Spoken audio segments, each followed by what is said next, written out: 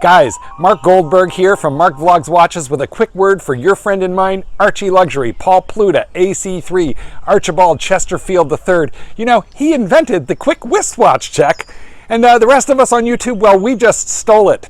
Help keep Archie full-time on YouTube by liking this video, watching this video, tell your fuckhead friends, and make sure to subscribe to his Patreon. And now, ArchieLuxury. Hi guys, Paul Pluta back in the saddle doing paid reviews. This is paid review AU19, and before we start the review, we're going to do a wristwatch check because I invented wristwatch checks.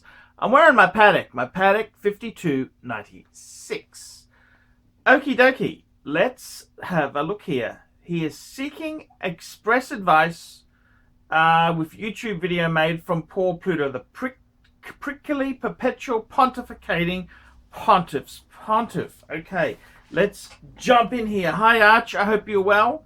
How was Fat Camp? I hope you didn't listen to that negative fucker trying to turn you off improving yourself. I'm sending you $100 American for advice from the almighty, all-conquering, rodent-repellent, pontiff because you're worth it. Plus, I know money is tight for you at the moment. I hope some of my questions and experiences give you great content to talk about with your local fans, and congratulations on adding a 4th Lifetime Achievement Award to your collection, which I think is a masterstroke, and I hope this offering brings you more Pateks, pussy, Rolex, and success. A little about myself. I'm currently in the market for a Rolex and need your advice. I'm 33 years old. I live in Sydney. I have an athletic build and large wrist, roughly 18.5 centimeters. I've always loved watches and commonly wore G-Shocks in my 20s. I recently added a fucking favorite of yours, loved by Rodent One, a customized 24 karat rose gold rose gold square G for my birthday last year. See attached photo next to my standard gold version. I won't bore you with the details, thank you. But everyone I spoke to about modifying a steel version to make a rose gold square said it was impossible. When I wear it, it reminds me to never give up, that anything is possible, and I enjoy knowing that it's the only one of its kind in the world. My first real timepiece, Jesus Christ, this is, it's hard, was a large Tissot diver that I bought when I was in my 20s. I worked really hard and saved my ass off to buy that watch. Back then it was a huge amount of money to spend for me. At the time, big watches were in and I knew nothing about watches. I have since given my best friend the Tissot, which he wears every day. That's good. With pride, and I'm pleased it is getting used as I am no longer wearing it. The next piece was a Breitling Super Avenger 2 with a black dial and a baton indices. My wife bought it for me as a Christmas present about 6 years ago, so of course I will never sell it, as it brings great joy every time I wear it. I concede by today's standard it's very large and cumbersome, but fortunately for me, I can wear it comfortably, and of course it's the sentimental value which is priceless. Since watching your channel, no pun intended, I promised myself I will not acquire shitters, so you will be pleased to know I've abstained from buying more timepieces until I'm ready to buy a Rolex. Plus, it's important to me to buy once and get it right, hence my email to you. The Breitling Super Avenger is not terrible. It's not Breitling does make some blingy stuff, but it's not the end of the world. I'm thinking of going for a 3-piece starter collection. My Breitling plus a Z Blue and an Explorer 2. Or one fuck-off piece like a Sky Dweller in steel with the white dial that I can wear casually or dress it up when needed. Ultimately, my piece will be worn sparingly, hence why I'm torn between 2 or 3 pieces. My budget is not concrete, but ideally it's around 20,000 Aussie dollars. If I need to spend more, that's okay. I'm not interested in speculating on a market inflated piece or piece like the Hulk or Daytona, for example, but I'm really after is the opposite, something that is very good value in the current climate, that'll hold its value or appreciate over time. I've been inquiring with my local ADs about a Z Blue Milgauss, which I generally like, with the hope of getting my foot in the door for future purchases, and I have tried the following watches below on my wrist. Funnily, I had never put a Rolex on my wrist, and Arch, I don't realize how small these fuckers were. I should preface this by saying that I'm wearing a Breitling before trying all Rolex models on, which is stupid, I know, but I couldn't imagine going into Rolex wearing a G-Shock. Okay, so now he lists a fucking list of watches. Platinum President 40. This was the first watch I ever tried on, it being all the dealer had, and fuck me did feel small. Datejust 2, Rolex Datejust 2 Datejust 41s, one with Oyster brand and fluted bezel, the other with an Oyster bracelet and smooth bezel. Neither did anything for me. Number 3, James Cameron Deep Sea. The size was fine, but I didn't like it on my wrist at all. It's like wearing a steel golf ball on a bracelet. Fuck me dead, Arch, what's going on here? Number 4, the Hulk. I like it because it wears a bit bigger with the bezel going all the way to the end of the case, unlike the Milgauss, for example. I love the green. I won't be purchasing one for a while, of course. Number 5, the Yachtmaster 2 in steel and two-tone. This is without question my favorite size Rolex. But I'm not a boat guy, and the programmable countdown complications is of no use to me. I like the two-tone a little more. Number 6, Rolex GMT Master 2, discontinued black dial with green GMT hand. I like it a lot, but I already have a black dial, and I don't think it would work in a two-piece collection myself. And number 7, the Milgauss Z Blue is definitely my favorite design and color combination, and it does wear slightly bigger than a President, for example. Okay, so in a perfect world, I would wear a Yachtmaster 2 with the Z Blue colorway and a Sky Dweller complication. I'm sure that combo won't work in real world, but I'm just sharing my preferences to help you with your advice. On my travels trying these pieces on, I learned some things that may be of interest to you and your viewers. One of the grey market dealers that showed me the above aforementioned pieces said that he was working as a consultant for people as a profile builder. Have you heard of this term? He said that he would advise people what to say at an AD and specifically what piece to buy in order to build their profile within an AD. I recently purchased a Breitling Navy Timer 38mm with rose gold bezel on a strap for my wife's birthday from a second-hand dealer. She had loved the piece the moment she tried it on, and don't worry, I tried to get her a 36mm two-tone Datejust, which she tried on and loved, but still preferred the Breitling. I decided to purchase the Breitling from a multi-franchise AD in the hope to improve my chances of purchasing a Rolex from them. As it turns out, I was told the only difference between my purchasing a Breitling was that I would be considered a client and not a prospect, and they were prepared to take multiple expressions of interest. So I put my name down in order for a Z Blue, a Polar Explorer 2 Rolex, a Sky Dweller, and a 15500, knowing full well that I won't get the call. That's the AP. The AP. Getting a call for anything except the Z Blue or possibly an Explorer if I'm lucky. I actually said to the salesperson, I don't expect you to call me on anything but the Milgauss and maybe the Explorer, but as I might as well throw my hat in the ring, although it feels pointless, to which he replied, I'm glad you realized that. He then went on to explain Rolex waitlists are like lottery and that receiving a call from them might be like winning the lottery. I have since rescinded my expression of interest of all Rolex models at my local AD, as I've come to realize that being on the waitlist, or whatever you call it, only reduces the chance of getting future pieces I want, if that makes sense. I have the following questions. Jesus fucking Christ, 10 minutes! I normally take 10 minutes for a video, and all I've done is read his crap. Fuck me dead. Okay. I have the following questions. Here we go.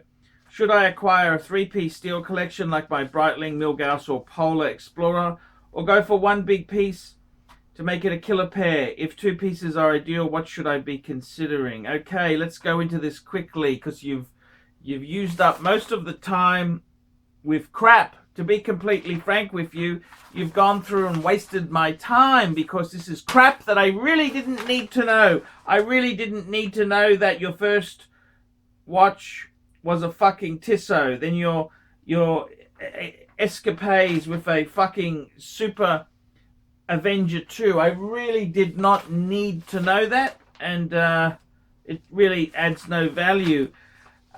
Look, to be completely frank with you, I think you're behaving like a bit of a dickhead. That's what I honestly think there. You know, this is newbie buying 101. Newbie buying 101. Look, to be completely frank and honest with you, you're not going to make any headway with a dealer unless you spend $50,000. $50,000 on jewelry and less desirable items. That's how you move up the waiting list. You simply cannot afford to do that, and it's really stupid to have bought a Breitling from an AD. That was just idiotic.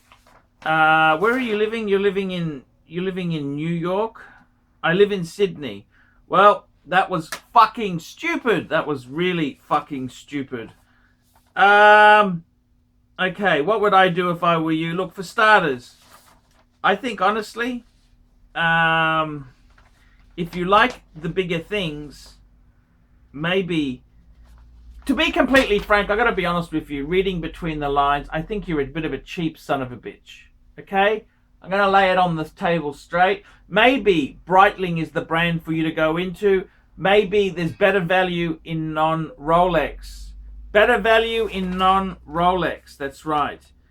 Because all I see here is fucking stupidity. Honestly, you're all over the shop. You're all over the shop. I don't understand what the fuck you're trying to do here. Really? I think you're all over the fucking shop. You're all over the shop. And you have no fucking idea. What would I do if I were you? I'd think seriously.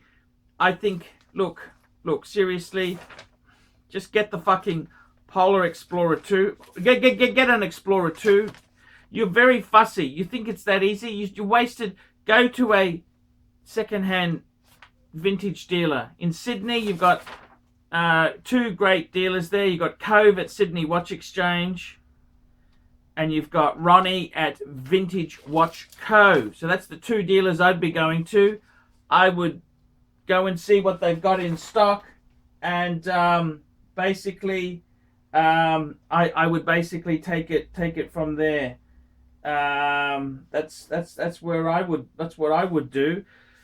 I think, fuck me dead. You 50 million. I can't you've written fucking 2 fucking pages and you just haven't really got to the point. Your question is, look, if I were you, tell you seriously, you sound like you're a bit of a cheap fuck. Why don't you add a Breitling? Okay, you've got a Breitling. Fair enough. You know what I reckon would be a great 3-piece combo for you? Because let's face it, I think you're a bit full of shit. I don't think you quite have as much money as you let on. I would get, okay, you've got the Breitling, Super Avenger 2. I reckon go for a Rolex Explorer 2, whether it's the black or the white. Just they're both cool. Whatever you can get your hands on. No point going to the AD, wasting your time. And I reckon an Omega Planet Ocean. That'd be a nice 3-piece combo, biggish sort of masculine watches. That's what I would be doing. Question 2 is, if sticking with a 2-piece collection idea, why not go for a used Grand Lange 1? Well, you have to know the fucking model before you start quoting this stuff. It's a Lange 1, okay? So I may not be able to find a good one for a great price, while the market for Rolex, you have no fucking idea. You are in fucking Sydney, okay? Sydney is a fucking pimple on a bee's dick called Australia. Langes, how many fucking Langes do you think are out in the marketplace? Let me give you the drum, sunshine. Not fucking many. So you think you're going to be able to get a great deal? I think you're a fucking moron. Okay? I think you really have no fucking idea. You're just going to walk into a used dealer or fuck me dead. No way in the world. No way in the fucking... You have no fucking idea. Third question is, if I buy used, what steps should I take to ensure the piece is what I'm told it is? Forgive my ignorance, but if I were to buy a piece from a grey dealer on Chrono 24 with box and papers, for example, do I hand over the money and leave? Do I call Rolex and give them the reference? Fuck me dead, you have no idea what you are doing. Do I take it to get checked? Okay, basically my advice to you, because you have no fucking idea, 2 dealers in Sydney to deal with, ask for the staff at Sydney Watch Exchange, that's Cove, or go to Vintage Watch Co. in the Strand Arcade. That's right, that's the one without the fucking overpriced price stuff there. You want to go to the one, Vintage Watch Co. It's near the coffee shop. That's the 2 dealers I would go to in Sydney, because they're good, honest dealers. Okay? That's where I'd go. Go to them. They'll get you. They're 2 good, honest dealers. Forget Chrono 24. You have no fucking idea what you're doing. You've got taxes when it comes in, because it's goods from, it's an import. There's GST, there's customs disasters. Believe you me, get it from those 2 dealers in Sydney, Vintage Watch Co. and Sydney Watch Exchange. That's what you should do. Question 4, I've been to your friend Cove at Sydney Watch Exchange to try on some of the pieces. He was a great help. Since then, he added almost all watches I'm considering purchase. Can you put it... Look, I got to be honest with you. You sound like a fucking dick, okay? You sound like a fucking dick. You have no idea. You've written me War and fucking Peace. You have no idea what you're doing. This is what you need to do. You need to stop being a fucking child, okay? You need to stop being a fucking child. You need to take the money out of the bank, go there with about $10,000 and fucking go there and buy the watch. That's what you need to do. You are fucking stupid. You set up an arrangement with ADs. You just pissed into a campfire. Absolute stupidity. Absolute fucking stupidity. Just my advice to you, you're in Sydney, go to Sydney Watch Exchange or go to Vintage Watch Co. Both of them are very reputable dealers. When you're asking about price, don't go in there like a smart ass, because I can just, reading between the lines, you sound like a fucking smart ass. You just, when you see a watch you like, you say, what is the best price you can do for me? I'd like to buy today. I have cash. And buy the fucking thing, because you are so indecisive, flipping all over the fucking place. You give watch collectors a bad fucking name. You're all over the shop. Man, you're all over the fucking shop. I have no idea. I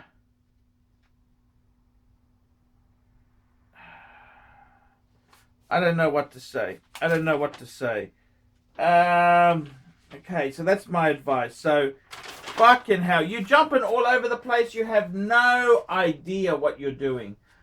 My advice, honestly, you got the Breitling. I'd get Explorer 2, 42mm. Doesn't matter, white or black dial. They're both beautiful. And get a Planet Ocean. Second hand. Buy these fucking things second hand. Don't buy them new. You're not going to get the Rolex because waitlist, you're never going to get it. And the Omega, you don't want to pay fucking retail because they really plummet. They really, really fucking plummet. So my advice to you is to do that. Whether you do that or not, I don't know. You sound like a bit of a newbie. The questions, the way you phrase things, it's just frustrating. But I've tried to give you some really good advice there. That's what I would do. Fuck, man. You really got to get to the point. Get to the point quick. Get to the point. You wanna build a little collection. Okay, man, that's cool. as I said, I'd be doing 3-piece. You got the Breitling, add an Explorer 2, and add an Amiga. It's a beautiful 3-piece combo deal. Very usable, very, very good value. That's where I'd be going. So I told you that's where I'd go. Forget buying overseas. You such an amateur, you will get ripped off. You honestly will get ripped off. So just avoid like the plague. So there we go. That's the advice. I'm Paul Pluta. I hope it helps. Tell me what you fuckers think. Like, subscribe, tell your fuckhead friends, and don't forget, guys, if you haven't already done a paid review, I can't survive on Google Ads alone. I need you guys to help me with paid reviews. If you haven't already done it, look down below in the description for some ways you can help me stay full-time on the YouTube. Hi guys, it's Paul Pluta, and today guys, I would like to talk about a new sponsor which I'm very proud to have on board. This is the Fur Boutique of Germany. That's correct. And you know, before you start getting really crazy with the animal libbers and all these crazy left-wing communists out there, I want to say to you, furs have been used by man for hundreds of years for warmth and to show luxury and superiority. And I'm very proud to hook up with Fur Boutique of Germany. That's correct. These people here know quality fur. In fact, I'm going to be ordering a fur coat very, very soon for one of my lady friends. That's correct. Yes, that's correct. So this is fur. I got to be honest with you. This is recycling at its greatest. This is it's a fur. They're selling quality furs in Germany. These are on the pre-owned market. This is like the watches, the Rolex watches. I'm saying buy pre-owned. No different with luxury fur. Luxury fur. I highly recommend it. This company here, they ship Fur Boutique Germany. They ship via DHL Premium. They are quality sellers. They have over 500 fur coats in stock. Large quantities, good quality. This is a chance to live the dream. Come on, guys. We know in the 70s, you know, all these animal libbers and fuckers, they all went nuts. But these fucking little rodents, you befriend these rodents, they bite you. So wouldn't it be nice to make these little fuckers into a fur coat? So I got to be honest with you. I totally support fur. I totally support fur. I totally support it. And if you raise the furs in a raise these animals in a humane environment, and then you turn them into coats, well, who am I to say anything wrong with that? We eat meat, we eat cow, don't we? We eat cow. I'm a meat eater. I'm not a lesbian, left-wing vegetarian. No, I need my proteins.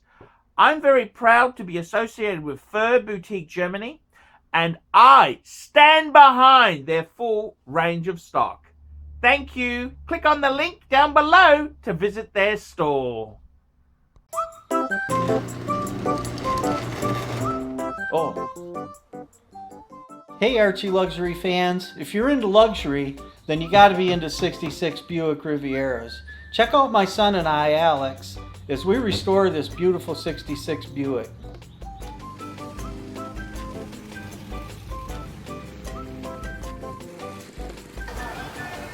Neighbors are having a picnic, you know, having fun and stuff. Me, I'm doing cars. It's what I've done my whole life.